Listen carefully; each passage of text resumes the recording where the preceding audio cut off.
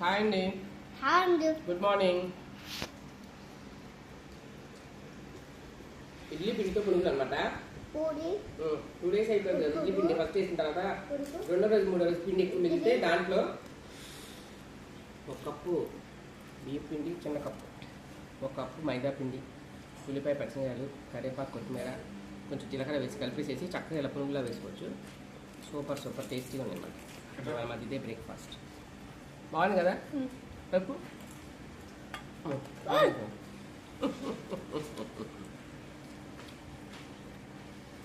ఇడ్లీ పిండి ఎక్కువ మిగిలితే ఇడ్లీ కాబట్టి ఇలా పునుగులా బాబు బాబు ఇసిన చంక తెచ్చామన్ను తినేసే అమ్మా ఏం ఇక్కడ